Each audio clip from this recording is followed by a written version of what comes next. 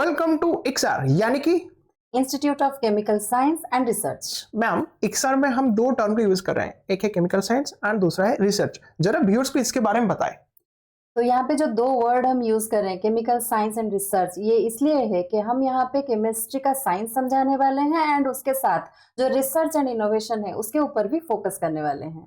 Ma'am जब science का term हम सोचते हैं या फिर सुनने को आता है तो एक स्कूल का एक स्टूडेंट है, जब वो साइंस पढ़ना स्टार्ट करता है, वो 6 में हो, 7th में हो या 10th में हो, तो उनके मन में ये इस चीज आता होगा कि साइंस सब्जेक्ट मतलब फिजिक्स होगा, केमिस्ट्री होगा, बायोलॉजी होगा, उन सबको मिला के एक साइंस का एक सब्जेक्ट होता है। तो फिर अगर एक स्टूडेंट वो अगर सपोज उसने ड्रीम देखा या फिर इंस्पायर्ड हो गया कि मुझे रिसर्च में जाना है, तो फिर उसके लिए क्या रोड मैप ऐसे हो सकता है? पहले तो उनको 11th एंड 12th साइंस में करना होगा, देन उनको बीएससी इन केमिस्ट्री चूज करना होगा, उसके बाद masters and then they have to appear in NET and GATE level exams. And वो क्लिक करने के बाद वो जो इंस्टीट्यूट में अपना पीएचडी करना चाहेंगे वहाँ पे भी उनको एग्जाम देना होगा एंड वाइवा अपीयर करना होगा, या फिर ऐसे भी और यूनिवर्सिटीज हैं जो कि अपना एग्जाम करते हैं, वो भी अपीयर करके वो रिसर्च में आ सकते हैं। तो फिर मतलब अगर हम साइंस के सब्जेक्ट के बारे में बात करें तो फिर वहां से केमिस्ट्री स्टार्ट होता है। yes. तो फिर उसके बाद अगर उनको फर्दर साइंस हो गया, मतलब साइंस के एक सब्जेक्ट, अगर केमिस्ट्री के बारे में बात करेंगे तो केमिस्ट्री हो गया, फिजिक्स हो गया, कोई भी ऐसे सब्जेक्ट है, तो उसके लिए वो अपना जर्नी तय कर सकते हैं। तो फिर उसके लिए उनको सब्जेक्ट को अच्छे से समझना पड़ेगा। फिर उसको अगर साइंस में करियर बनाना तो फिर 11th-12th में साइंस लेना पड़ेगा।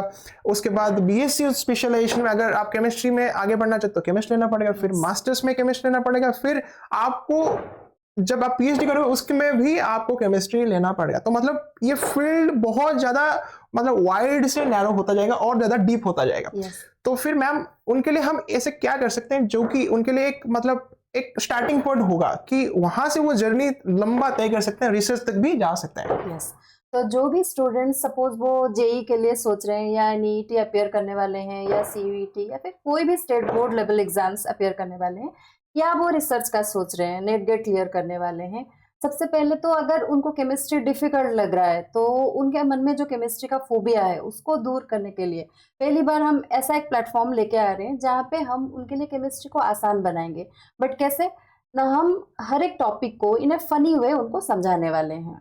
तो फिर मतलब केमिस्ट्री का कोई भूत ही नहीं रहने वाला है। केमिस्ट्री जब एक नाइटमेयर होता है कि ये मॉलिक्यूल्स हो गया, केमिस्ट्री बहुत ही डरावना है, तो फिर उनके लिए हम एक फनी वे में या डे टू डे लाइफ हो गया, हम खुद भी कुछ ना कुछ एक्सपेरिमेंट करके भी उनको दिखा सकते हैं कि केमिस्ट्री ऐसा हो सकता है, डे टू डे लाइफ में कनेक्ट करके। मतलब हम उनके लिए केमिस्ट्री मतलब बहुत ज्यादा इंटरेस्टिंग बनाने वाले हैं। तो इसलिए उनको पहले से ही तैयार करना पड़ेगा कि आप फंडामेंटली आप बहुत ज्यादा स्ट्रांग होना पड़ेगा, ताकि आगे चलकर जब आप 10 से आप आगे चलकर 11 जाओगे, 12 जाओगे, उसके बाद जब आगे अपना करियर बनाओगे तो इसके लिए डिफरेंट एग्जाम्स भी आपको देना पड़ेगा। उसके बाद भी जैसे हमने डिस्कस किया कि बीएससी करोगे, एमएससी करोगे, फिर उसके बाद पीएचडी में जाओगे, तो मतलब एक लंबा प्रोसेस है। तो फिर फंडामेंटल बहुत ज्यादा स्ट्रांग होना पड़ेगा। अगर वो फंडामेंटली उतना स्ट्रांग हो पाएंगे तभी जाके ये जो एग्जाम्स है वहां पे वो कॉन्फिडेंटली अपियर कर सकते हैं एंड श्योरली वो उसको क्वालिफाई भी कर सकते हैं।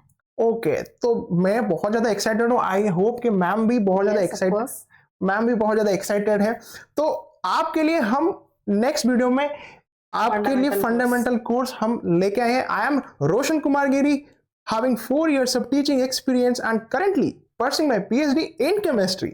I am Archana, PhD in chemistry with 8 years of teaching experience. At ICSAR, we believe in educate, innovate and empower. So see you in the next video where we will discuss the fundamental course. Thank you very much.